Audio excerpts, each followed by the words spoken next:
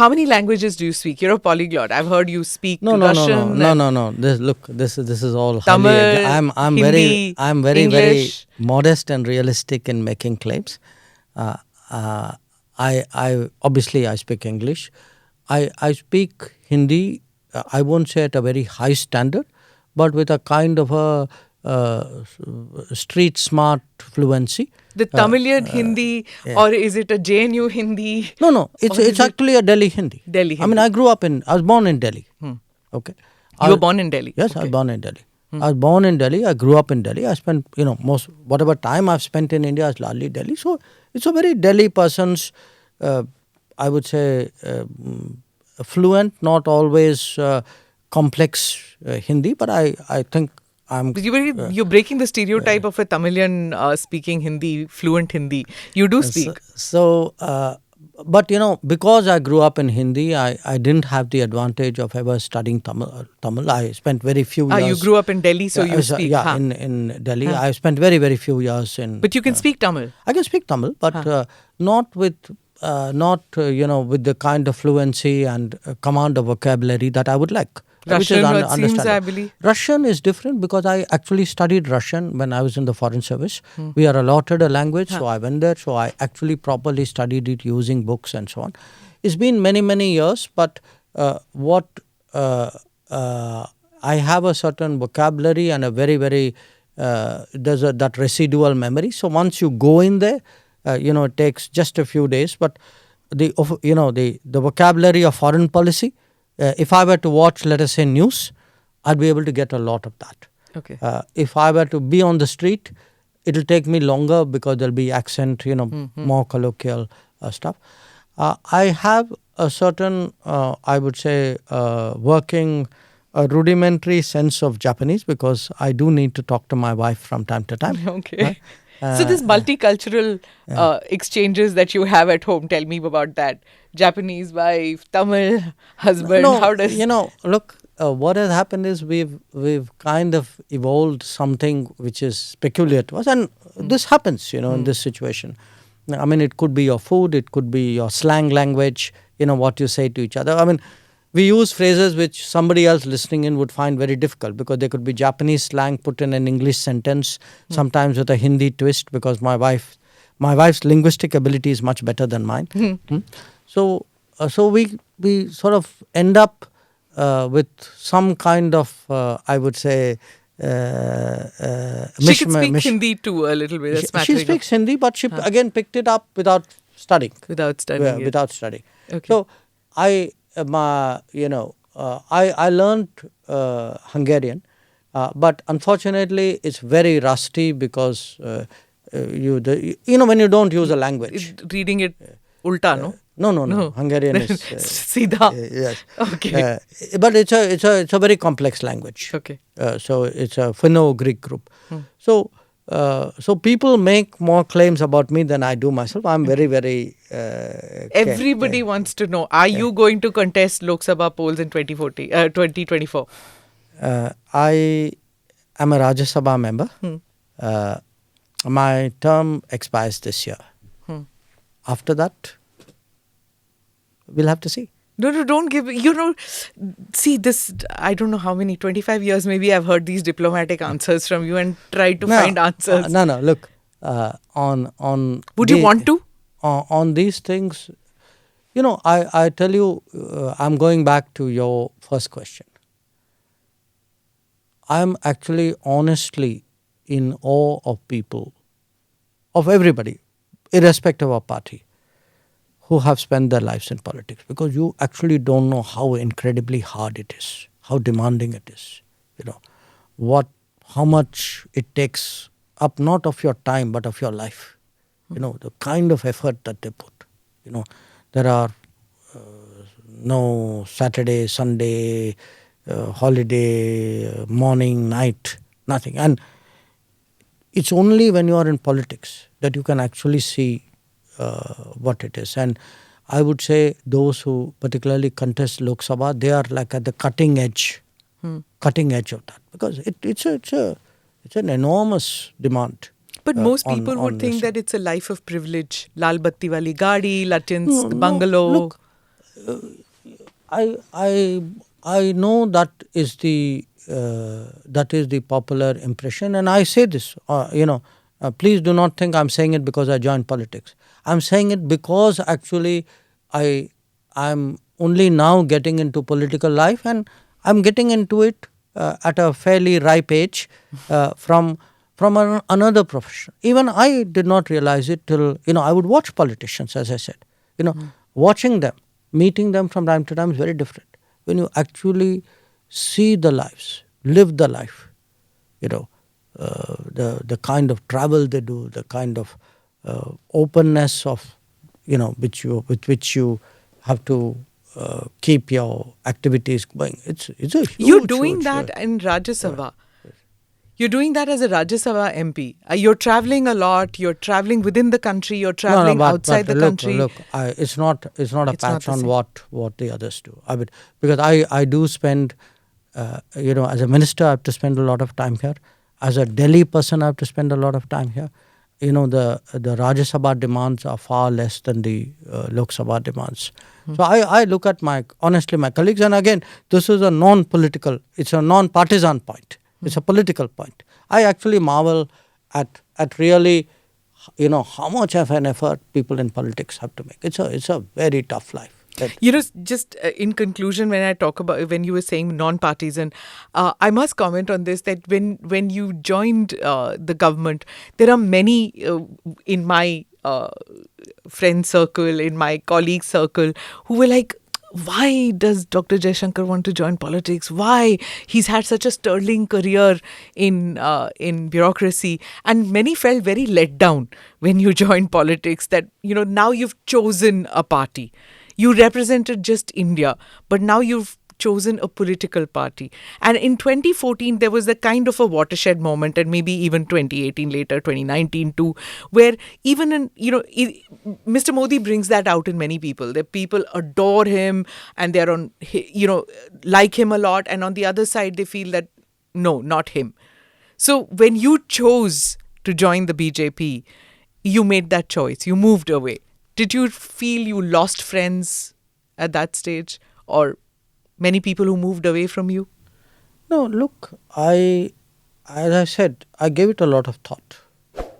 Remember, I became minister at the end of May. I think I joined the party, I can't remember the exact date, but I must have thought about it roughly for about a month, thought about it means not like every day thinking about it, but I gave the matter thought. I joined because my sense is that they are the right party at the right time for India's rise and progress. Because at the end of the day, when you ask, so what are you in it for? After all, which one of us would not like to say, I also made some difference somewhere? The country went up, and somewhere you can debate how much. Played a role. You played a role. So, I had no active desire to join politics at all. To me, as I said, it came as a complete surprise that the Prime Minister could even consider me for such a job. And I became a minister before I kind of entered a political party. So I would be somewhat different from many other people, who may have also been in bureaucracy before they went down that route. I do feel sometimes that the argumentation, the debate, sometimes the relationships, the civility, especially in Delhi, is more polarized than it should be for the people concerned or for the good of the country. But sometimes that is the way it is. You're a pakka Delhi boy. You've also lived in Washington DC. I think it was Reagan, right, who said that if you want a friend in this. Truman Who said it. He said, get a dog. Yes. Go get a dog. Do you feel that about Delhi too? No. Look, I still I do not get the time to socialize anymore. I snatch, hello there and a cup of coffee here sort of thing. But I wouldn't say that, maybe I some of these are arguments with people I've known for a long time. So I know what you are saying. I know there are many people who you and I have both known for a long time. Yeah, decades. Decades. Who have political preferences which are very different from mine. But my understanding of what our life in a democratic society is supposed to be is that you each have your viewpoint. I don't necessarily build my friendships on party positions. Do the others do the same? Others meaning? The others, those same people who are unable to keep up with those friendships because of your political decision? I honestly don't know the answer. I think that's something you have to ask them. I mean, I do accept that in the last few years there would be people whose political feelings are so strong that it may be coloring the vision of me. But I would say at least my closest friends, many of whom, by the way, are not BJP supporters or Modi supporters. My really closest friends, I have not seen that happening. What is your day of last question. When you want to chill, when you want to relax, what do you do? Read a book, music, go for a meal? No. What do you do? Look, I read a lot even otherwise. I don't need, because I'm on a plane. If you're in planes. And you fly commercial. You don't even take a special aircraft. Yeah, I fly commercial as far as I can. Yeah. And you're the old fashioned. You carry books. Yes, I carry books. You're not a Kindle person as yet, or you're not all that. You still carry those old fashioned. Yes, because books at least I'm old fashioned. I do watch movies. I usually download it on my I've never seen you watching a movie in a flight or chilling with a movie. I've always seen you with books. Maybe we should fly more together. All right. Is there any difference in how Dr. Jaishankar, the diplomat, thought and operated, and how Dr. Jaishankar, the external affairs minister, politician, BJP worker, thinks and operates? See, in a way, it's like different lives, Now, you got to understand the challenge that it was for me personally, because I'm from a bureaucratic family. My father was a bureaucrat. I have an elder brother who was a bureaucrat. My grandfather was a bureaucrat, and my aunts and not aunts but uncles who were there. So our world, if I can put it to you this way, was very, very bureaucratic. Our goals, our dreams were bureaucratic. What do you mean by that? Meaning, if you had asked me, if you and I had met, which we had, let us say in 2010, and say, okay, Jaishankar, what's your dream? I'd say, I want to become foreign secretary. That's the dream of any foreign service officer. In our house, it was also particularly, it was something we put. No, you never said that. No, because you never asked me. It was in 1993, I think, that I first met you. Hang on. You never asked me that bluntly, but had you asked me that, look, it's a reasonable dream to have. I mean, after all, when you, if you start a business or you do something, you want to be the best in it, right? Yeah. Okay. I mean, there's nothing wrong with that. Sure. So, fine. I wanted to be the best foreign service officer. And to my mind, the definition of the best that you could do was to end up as a foreign secretary. Now, in our household, there was also, I would say, I won't call it pressure, but we were all very, very conscious of the fact that my father, who was a bureaucrat, had become a secretary, but he was removed from his secretaryship. He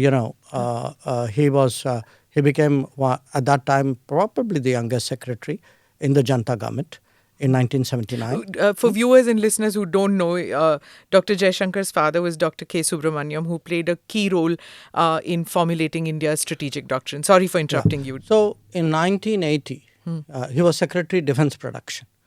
In 1980, when Indira Gandhi was re-elected, he was the first secretary that she removed. And, he was he was the most knowledgeable person, everybody would say, on defense. He was also a very upright person. Maybe that caused a problem, I don't know. But the fact was, as a person, he saw his own bureaucratic career in bureaucracy actually kind of stall.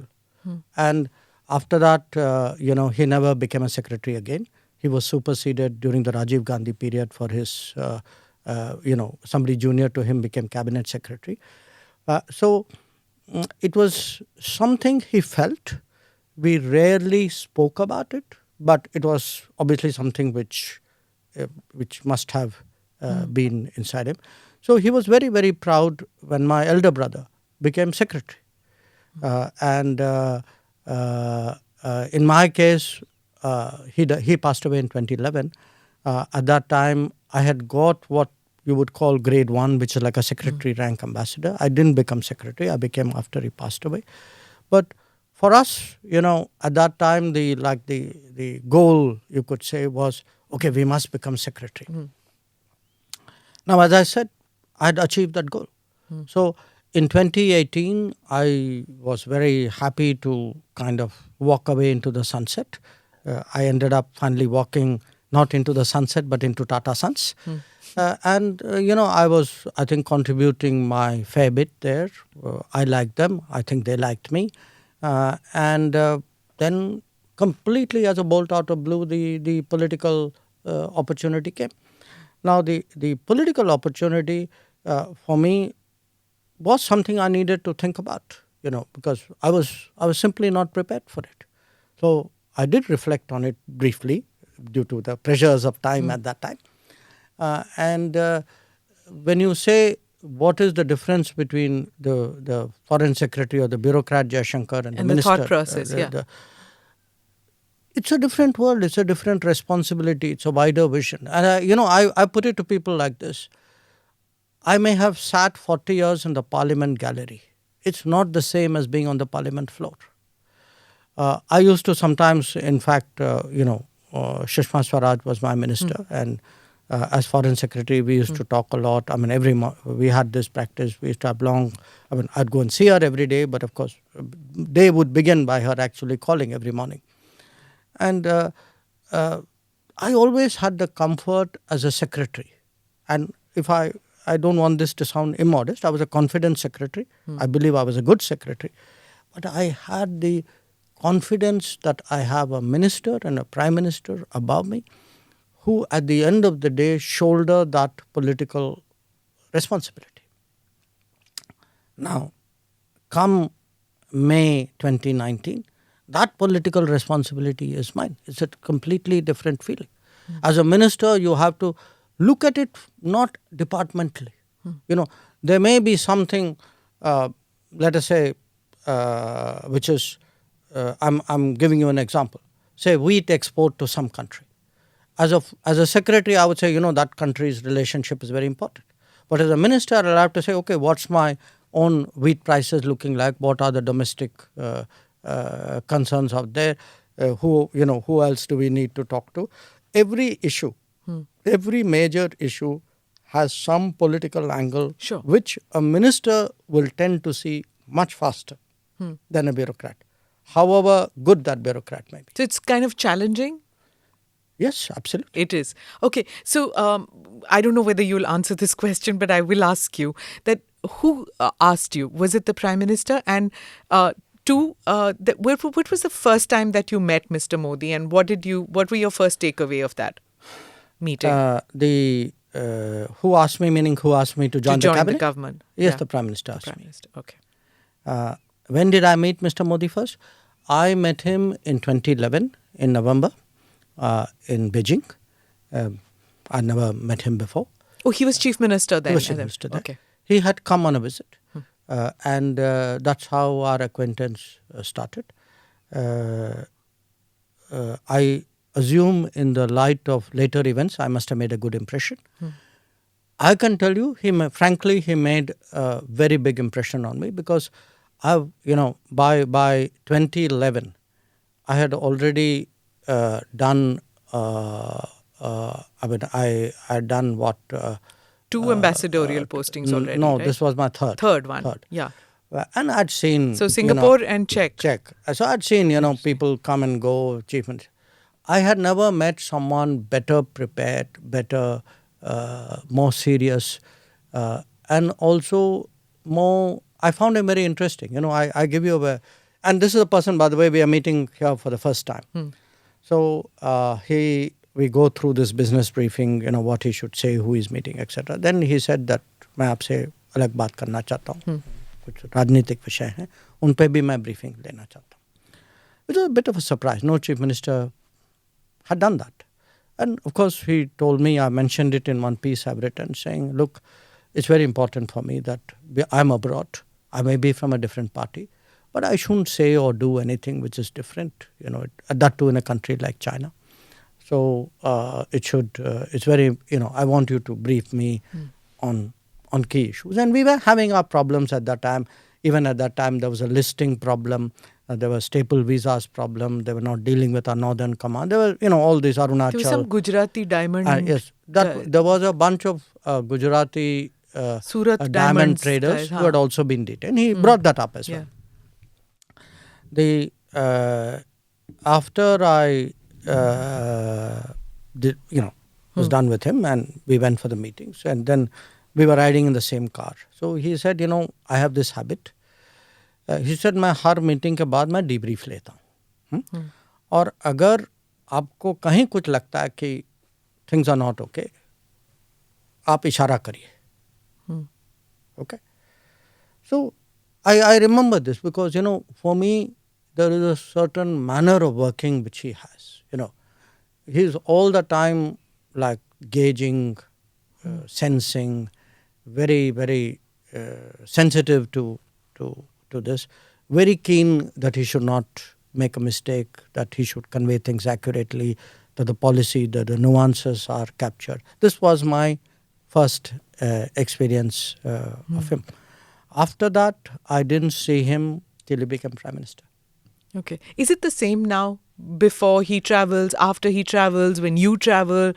Is it the same kind of thing? Foreign policy matters, you talk to each other, where he asks questions, you answer, you ask questions, he answers. Is that how it works? No, it is and it isn't. I mean,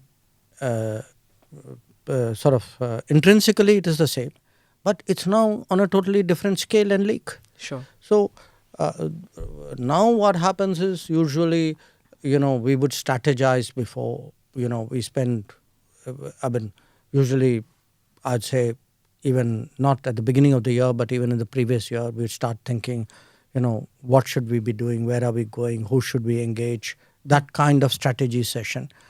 When it comes to something specific, it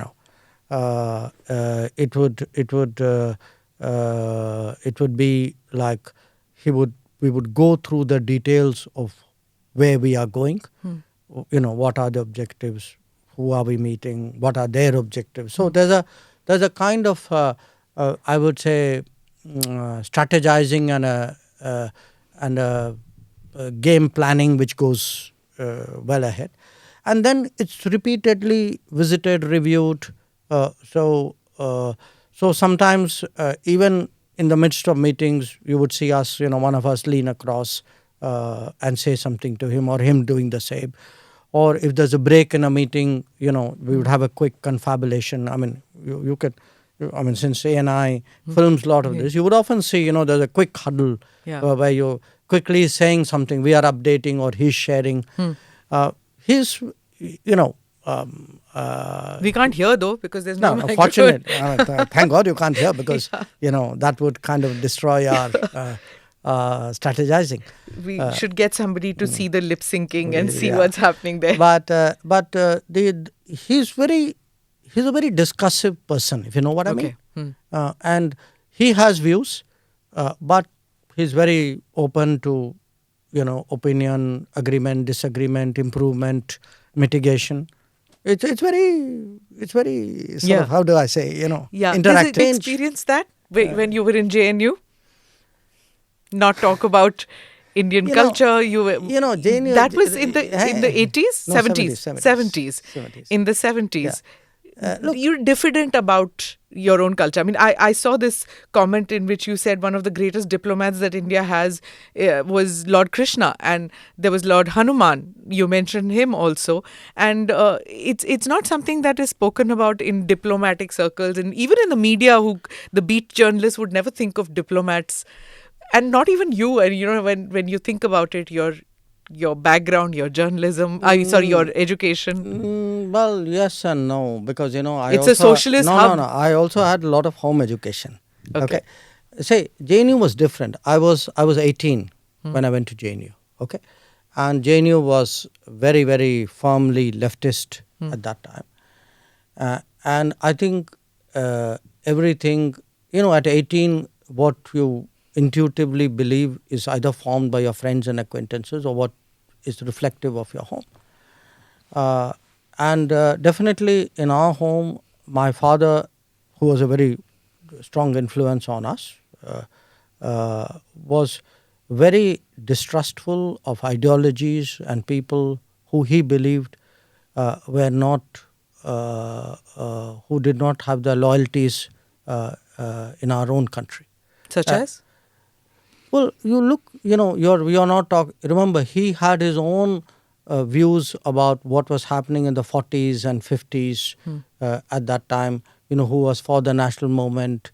Where did different people? How did they switch? Remember, at that time, China. There was a big China issue. Revolution. I mean, we are. Okay. You're talking the war and things. No. War or the revolution. Post-war. Okay. Yeah.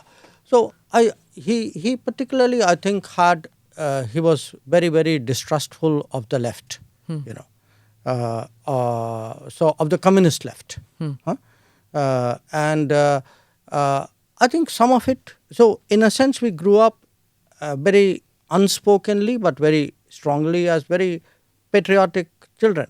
You might say, we kind of went to this military institutions. I went to Air Force School, to King George's Bangalore Military School.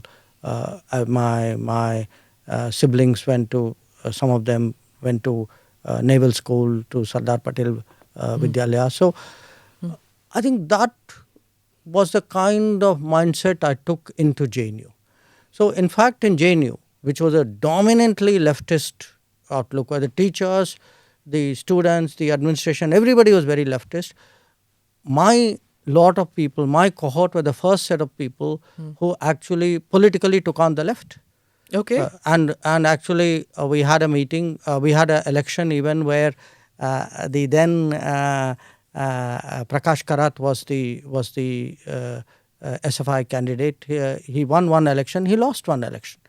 So I Where did you stand in that? Oh, I was very clearly with what was called the free thinkers. Free thinkers. Yeah, free thinkers was a assortment, because other than the left, there was no other political. And there was no tukre in those days. No. All that came very much later. So I would say that sense of nationalism, connection to country, this was kind of instilled in us. On the cultural question, it was very interesting. When I did my book, I have a chapter on the Mahabharata in the book. And one of the Delhi journalists asked me this question, said, I find that a very surprising. I said, yeah, partly because maybe you don't know me that well. But we learned, all of us, I'm talking my siblings as well, we read Mahabharata very early. In fact, very often it was the subject of discussion in our house and we approached, a lot of it was approached as strategy, as, in a sense, what our own epics. And by the way, we were a very, I would say, cosmopolitan household. It wasn't, the same father also gave us Iliad and Odyssey and other things as well. Okay. So you had Homer on one side and you had the Mahabharata on the other side. And a lot of things in between. And a lot of things. Yeah, sure. Okay, I'm sure you had Plato and Aristotle too. I'm a political science student. Yes. I actually studied those. Yes. Yeah. Namaste, Jai Hind. You're watching ANI podcast with Smita Prakash. अगर हम उसको मस्जिद कहेंगे तो फिर विवाद होगा। The issue is टूटा है क्या भारत? 400 पार का मतलब ये है कि संविधान खतरे में है। क्या हम लोग ये निर्देश देते हैं कि फला को गिरफ्तार करके जेल डाल दें? वही तो कह रहे हैं सब। ये बेबुनियाद निराधार आरोप। सच्चा सुनना चाहो देखो स्मिता प्रकाश ANI, it does not lie।